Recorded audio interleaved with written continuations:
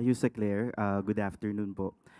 The public is seeking clarity because it was President Bongbong Marcos who said nahuli na si Zaldico last week.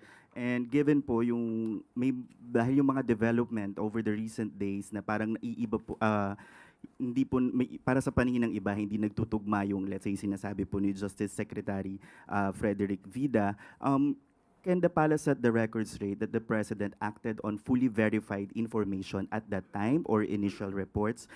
Because some observers are saying the announcement may have been premature on Zaldico. Okay. Gusto rin natin liwanagin dahil na maraming nagsasabi na ang Pangulo daw mismo ay nagbigay ng fake news. Unang-una, kung mapapansin niyo po, April 16, unang nag-post ang Pangulo ng kanyang mensahe. Nahuli na si Zaldico. Pag sinabi nating nahuli na si Zaldico, it doesn't necessarily mean that it is an arrest. Ang nahuli na salita ay very general. So kapag nahuli, pwede nating sabihin na napahinto, na-stop, na-prevent sa pagkilos, at hindi mali ang Pangulo sa kanyang inulat noong April 16. At sinabi pa nga niya dito na we are in close coordination with the Czech government to ensure that all legal processes are followed and to arrange for his return to the Philippines at the soonest possible time.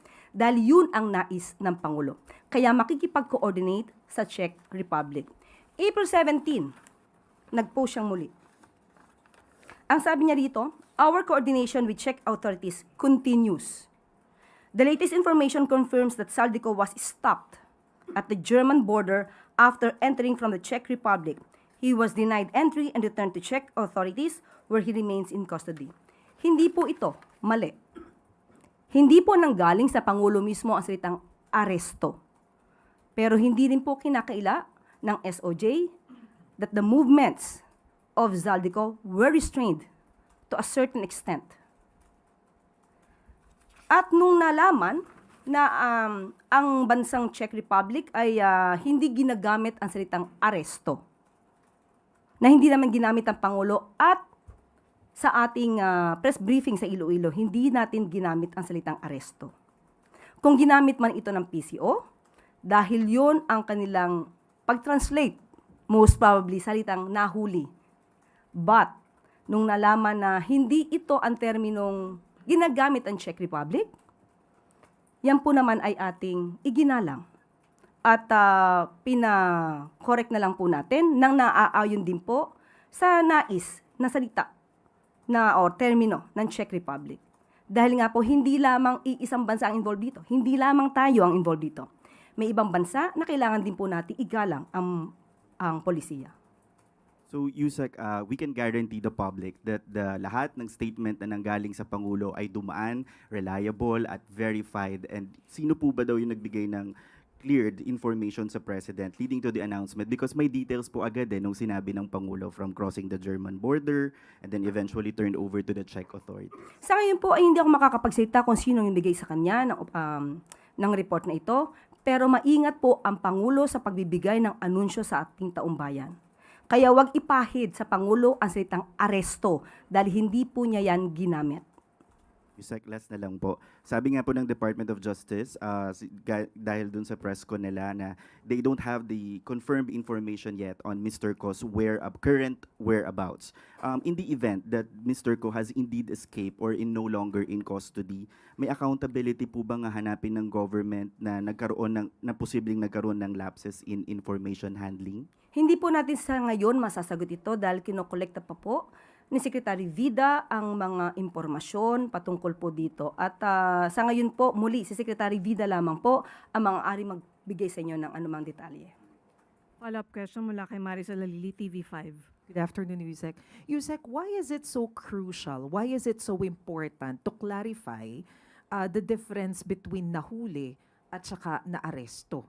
Ano po ba yung naaresto? Okay, iba po ang termino po na ginamit ng Czech Republic. Hindi po nila, sa kanila po ay hindi po dapat magamit ang salitang aresto sa kanilang bansa. Sa atin po kasi, normally, pag sinabing nahuli, naaaring sinasabi, maski na ang mainstream media, na aresto. Kung may pagkakaiba ba na termino, lihiya, na ginagamit ang bansang Czech Republic at ang Pilipinas. So, igagalang po natin yung nais nila dahil ang si Zaldico po ay nakuha nila o nakuha yung kustodiya at the time. Before po lumipad si Secretary Vida papunta sa Czech Republic, what was the instruction of the President to the Secretary? Muli, hindi po tayo privy sa kanila na pag-usapan, pero sa ating nadinig na interview, ang nais lamang po niya ay malaman kung anong estado ni Zaldico doon at ano pa maaaring malaman at magawa para maibalik si Zaldico dito sa Pilipinas. Okay, so ano po yung inaasahan ng Pangulo na iuuwi dito ni Secretary Vida or at least yung konkreto na information na gusto niyang marinig mula kay Secretary Vida? Hindi po tayo makakapagbigay dahil kinakailangan po rin nating igalang ang confidentiality at yan po ang nais ng Czech Republic. So, abangan na lang po natin yung susunod na balita mula po kay Secretary Vida. Follow-up question mula kay Ace Romero, Philippine Star. Yusek, nabanggit nyo yung term na arrest hindi ginagamit ng Czech Republic kaya minabuti nating igalang yung kanilang nais, no? Pero given na yung sinabing nakita si Zaldico doon sa border and then apprehended, whatever, arrested or hindi nga ginagamit yung arrest, no?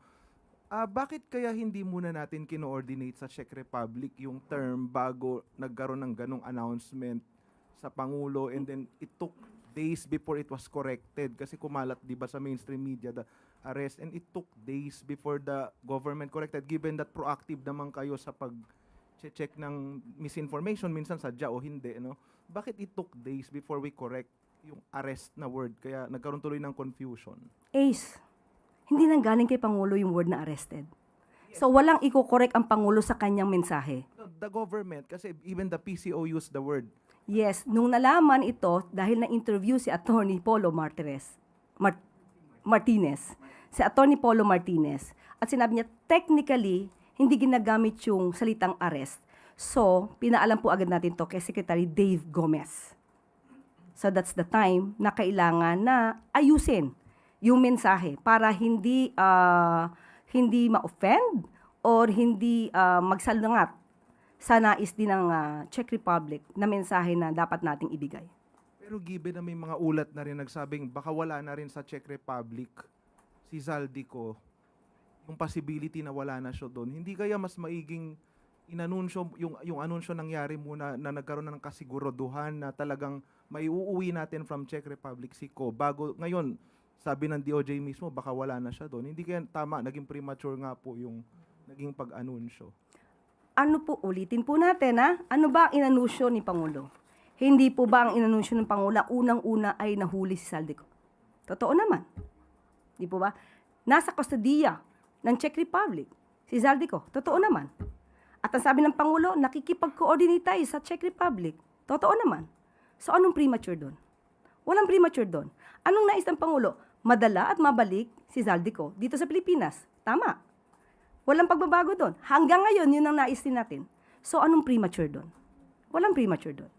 Siyempre, if the president makes an announcement na gano'n, there will be expectations na, finally, nahuli na, and then, pwede na siyang iuwi. Nandun na yung hopes or even expectations from the public na iuwi. But since now, meron ng possibility nga na wala na pala siya sa Czech Republic. So, there comes yung mga, ay, bakit gano'n? Gano'n po yung mga notion eh.